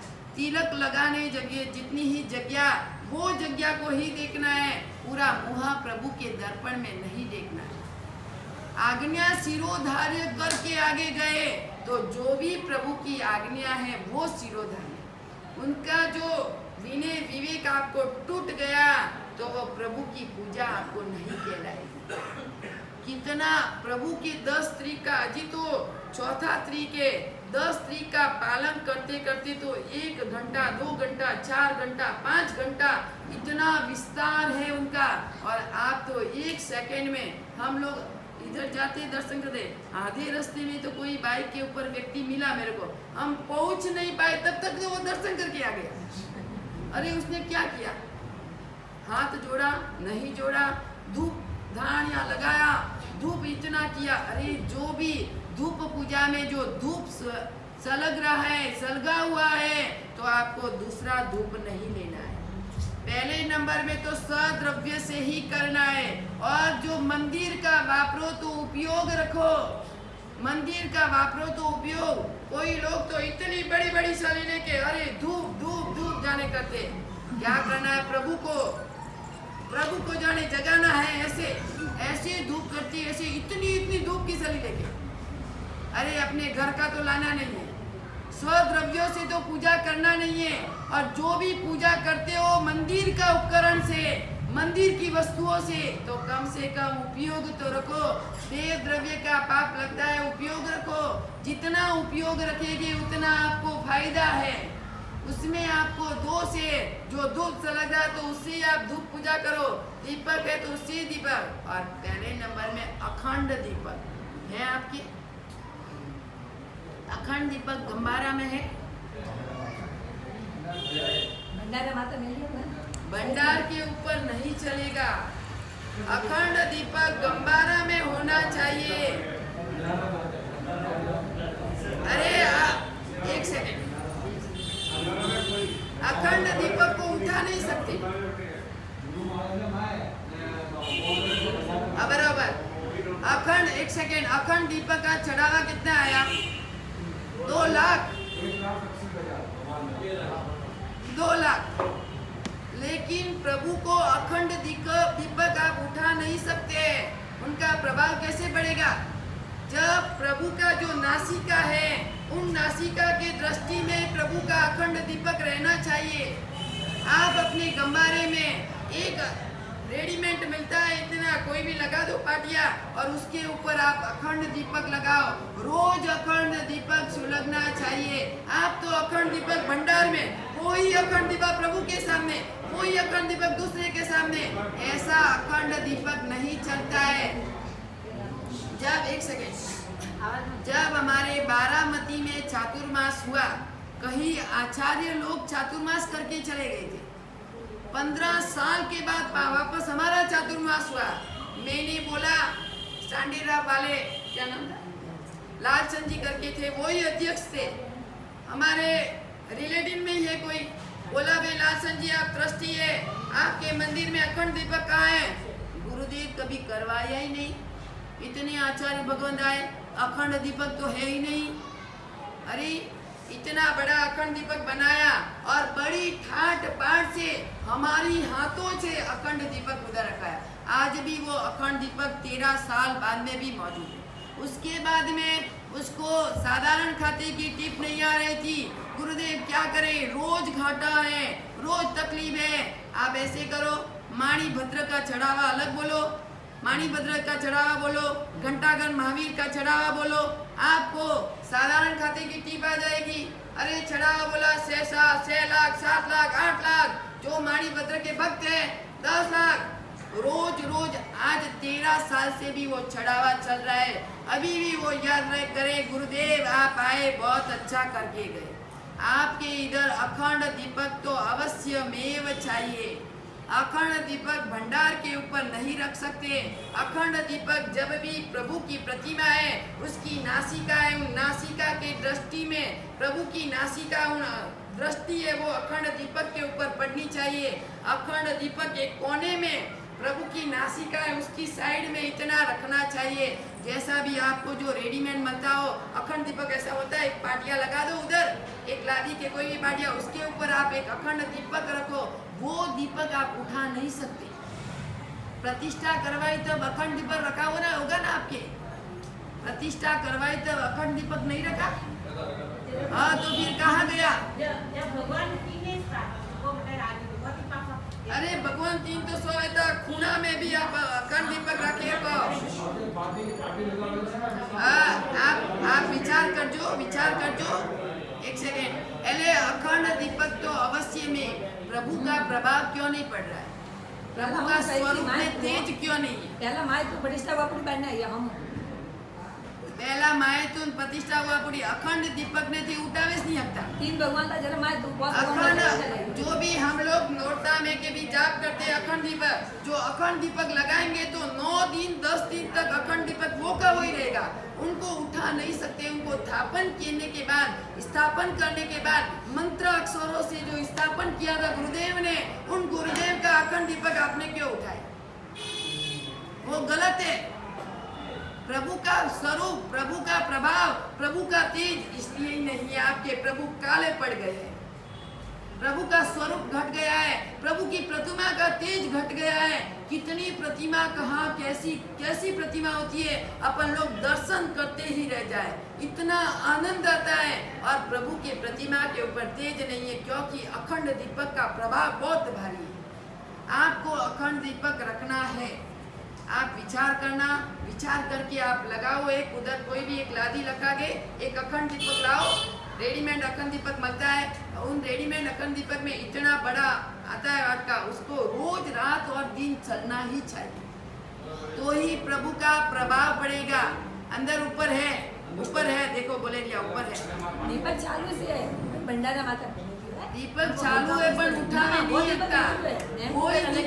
वो दीपक में थे, दीपक पूजा करो ना बात इजी है सर जी, साइड में पड़ी हो ज्યાં સંદા પાડે મોટું દીપક वो पुणे नहीं उठा तो कोई भगवान रे गंबारा में न पर उठा तो पुणे नहीं भगवान रे गंबारा में दीपक रहनो सी नहीं, એટલે गंबारा में अखंड दीपक चाहिए। आप अखंड दीपक का चढ़ावा तो बोलते हो, लेकिन अखंड दीपक प्रभु के गंबारे में रहना चाहिए। प्रभु के गंबारे से बाहर अखंड दीपक कैसे चलेगा? जहाँ भी आप दर्शन करने के लिए जाओ, दर्शन करने कहाँ कहाँ जहाँ जाएंगे वहाँ अखंड दीपक प्रभु के गंबारे में ही होगा। आप तलाश करना, कहाँ भी दर्शन करने जाओ पहले प्रभु के गंबारे में जाना, देखना अखंड दीपक कहाँ है, किस साइड है, वो आप ध्यान रखना। तो अखंड दीपक को भी ऐसे रखना चाहिए। उसके बाद में अपने को पुष्प पूजा हो गई, चामर पूजा, पुष्प पूजा करने के बाद आप लोग क्या करते हैं? धूप पूजा करते हो, दीपक पूजा करते हो। उसके बाद आप पंखा दर्पण करते हो, पंखा करते हो, उसके बाद चामर करते हो। अभी उसके बाद तीसरी निशी ही अपने को कहाँ बोलनी है? ए निशी तरीक है, पहला निशी तरीक है। तीसरी निशी जब चैत्य वंदन करने की शुरुआत है, आप लोगों ने इरियावे करने की शुरुआत है। अंग पूजा, अग्र पूजा, बाद में आई भाव पूजा। अब द्रव्य पूजा को आपको त्याग करना है, भाव पूजा में प्रकट होना है। स्वस्तिक आपने बनाया, स्वस्तिक आपने बनाया, आपका स्वस्तिक आप भाव पूजा में चैत्य वंदन करे। आपका पाटला किसी ने ले लिया, आपका स्वस्तिक भूषा लिया, स्वस्तिक को ऐसे डाल दिया, आप बोलो मत। आपने तीसरी निशी ही बोली है, यानी कि द्रव्य पूजा का त्याग करने के लिए। द्रव्य पूजा से मेरे को अभी कोई मतलब नहीं है। मेरा स्वस्तिक भूसा देंगे, मेरा पाटला उठा लेंगे, कुछ भी करेंगे, वो करेंगे। अपने को तो भाव पूजा करनी है, प्रभु के साथ भाव पूजा। जो भाव पूजा अपन लोग करते रहेंगे, भावों में गुणगान करेंगे, तो वो ही अपने को फायदा है। अब प्रभु का वाइब्रेशन क्यों नहीं आता है? अखंड दीपक अंदर नहीं है, इसलिए प्रभु का वाइब्रेशन नहीं। प्रभु का वाइब। दूसरे नंबर में प्रभु के उधर जो फैन चल रहे हैं, आपके प्रभु का जो स्वरूप, प्रभु का प्रभाव, प्रभु का वाइब्रेशन वो घट गया है। फैन में हवा में उड़ गया बाहर। जितना भी वाइब्रेशन प्रभु का होता है, वो वाइब्रेशन प्रभु की ओरा बोलते हो ना आप, वो ओरा जो बाहर निकलती है, वो प्रभु के स्वरूप की धारा जो बाहर निकलती है, वो हवा में उड़ के बाहर चली जाती है। मंदिर में फैन नहीं चाहिए। आपको गर्मी हो रही है, क्या करना? 1 घंटे में, आधे घंटे में कितनी गर्मी होगी आपको? आधे घंटे में कितनी गर्मी निकलेगी? जो भी पसीना निकलेगा, प्रभु की भक्ति करते करते आपका कर्म खपने लगेंगे। प्रभु के द्वार में, मैन मंदिर में फैन नहीं चाहिए। गुरुदेव के आगे आप रखते हो आपकी इच्छा, लेकिन प्रभु के सामने तो आपको फैन नहीं चाहिए। दोनों फैन चालू होते। कई बार तो हम लोगों ने बंद करवाया, फिर हमारे को भी होता है कि बंद कराते हो अपने को पाप लगता है, दूसरों को गर्मी होती है वापस करते हैं। चालू करना, बंद करना, चालू करते छठ की आलोचना, बंद करते तो भी छठ की आलोचना। हमारे को आलोचना आती है, इसलिए बंद करवाने का बोलना नहीं है। वैसे ही नरेश भाई ने बोला है जैनाचार का समझाने का, मैं बड़ी अच्छी रीत से मैं समझा सकूँ। फैन भी प्रभु को नहीं चलता है, इसलिए कि जो भी प्रभु की जो व्यक्ति आराधना करते हैं, जितनी भी आराधना करते हैं, उन आराधना का, उन गुणगानों का, उन भावों का जो वाइब्रेशन होता है, जो उनमें से ओरा निकलती है, वो ओरा बाहर निकल जाती है। इसलिए प्रभु का भाव, प्रभु का प्रभाव नहीं बढ़ता है। अपने को तो प्रभु का प्रभाव बढ़ाना है, इसलिए फैन चालू नहीं करना है। और फैन है तो वो भी निकाल के बाहर रख दो।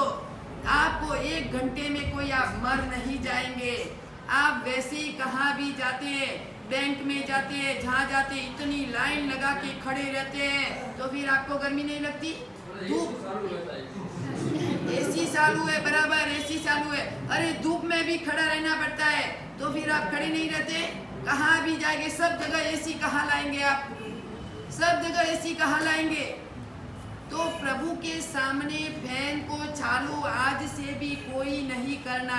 आपको गर्मी हो रही है, कोई बात नहीं, गर्मी के पसीने के आदर प्रभु की पूजा में कर्मों का क्षय हो रहा है, आपको कर्मों का क्षय। तो चैत्य वंदन विधि और प्रभु के देव द्रव्य का भक्षण भी आपको नहीं होना चाहिए। जो भी प्रभु के देव द्रव्य का जो उपयोग करेगा उसको भी पाप है। लाइट, पंखा, कोई भी उसका उपयोग करेंगे तो भी आपको पाप है, उसमें भी बहुत पाप है। मोबाइल का चार्जिंग भी देव द्रव्य प्रभु के उधर नहीं होना चाहिए, वो अपने को घोर पाप है, क्योंकि देव द्रव्य का भक्षण का पाप अपने को लगता है। और वो देव द्रव्य का भक्षण अनादिकाल से आप कितना भी सुकृत करेंगे, कुछ भी करेंगे, तो भी आपको अनंत संसार, कितने संसारों तक आपको भटकना पड़ेगा। इसलिए देव द्रव्य का भक्षण, देव द्रव्य का उपयोग करने से आपको घोर पाप है। चार्जिंग मोबाइल भी देव द्रव्य की लाइट से नहीं करना है, जो भी करते हो वो बंद कर देना, घोर पाप है। अपन लोग धर्म आराधना तो नहीं करते, कम से कम 24 कलाक में 10 मिनट आधा घंटा करते हो, लेकिन उसमें भी पाप कर्म करके घर जाएंगे तो दोषित होके जाएंगे, दोष का पोटला लेके जाएंगे, तो उल्टा अपने को महापाप है, पाप नहीं महापाप। देव द्रव्य के भक्षण में कितना पाप है मैं अगले संडे में आपको समझाऊंगी, क्योंकि अभी तो अपना 10 तारीख 3 संडे तक चलेगा। इतने महान विस्तार से आपको समझना है। आगे देव द्रव्य, साधारण द्रव्य, ज्ञान द्रव्य क्या होता है, सब धीरे धीरे मैं आपको समझाऊंगी। जितना भी आप समझोगे उतना आपको फायदा है। 11 बज गए, सब ऊंचे नीचे होने लगे हैं, बच्चे भी बेचारे को कंटाला आ गया है, कितने जल्दी घर पे जाए, इसलिए 1.5 घंटा अपना हो गया। बहुत धन्यवाद के पात्र हैं आप, 1.5 घंटे तक आप बैठे, आपको भी अनुमोदना है इतना कि इतने घंटों तक आप बैठे तो मैं समझा सकी। आप नहीं बैठते तो मैं कैसे बोलती। तो अपने को अभी ये निशी त्रिक, प्रणाम त्रिक और पूजा, स्वतः पूजा त्रिक है, प्रदक्षिणा त्रिक और पूजा त्रिक। अभी पूजा त्रिक में क्या क्या करना है, अष्ट प्रकारी पूजा कैसे करनी है, फल पूजा में क्या प्राप्त करना है, नैवेद्य पूजा में क्या प्राप्त करना है, अक्षत पूजा में क्या प्राप्त करना है, और देव द्रव्य का जिस व्यक्ति ने भक्षण किया है उन देव द्रव्य के भक्षणों से कितना पाप लगा है, कितना घोर अन्याय हुआ है, उनको महापापी वो बना है, उसकी कथा भी हम रियल घटना भी बोलेंगे, और जो बनी हुई शास्त्र में घटना आई है वो भी घटना में हम लोग आपको बताएंगे। तो आपको मालूम पड़ेगा कि वास्तव में देव द्रव्य की वस्तु अपने को नहीं वापरनी है। दोष है जो अपनी शक्ति है तो 1 रुपया रखो, शक्ति हो तो 8 आना रखो, शक्ति हो तो मत नहीं रखो, लेकिन देव द्रव्य की एक भी वस्तु का आपको उपयोग नहीं करना है। जितना भी उपयोग करेंगे उतना आप दोष के भागीदार बनेंगे, और बाकी दोषों से अपने को दूर हटना है, मोक्ष की मंजिल तक पहुंचना है, प्रभु के प्रभाव को बढ़ाना है, तो अपन लोगों को आगे बढ़ना है। चलो अपन अगले संडे में आप जैनाचार के बारे में विस्तार करेंगे। आज से आज्ञा विरुद्ध कुछ भी बोला गया तो मिथ्यामि प्रभु।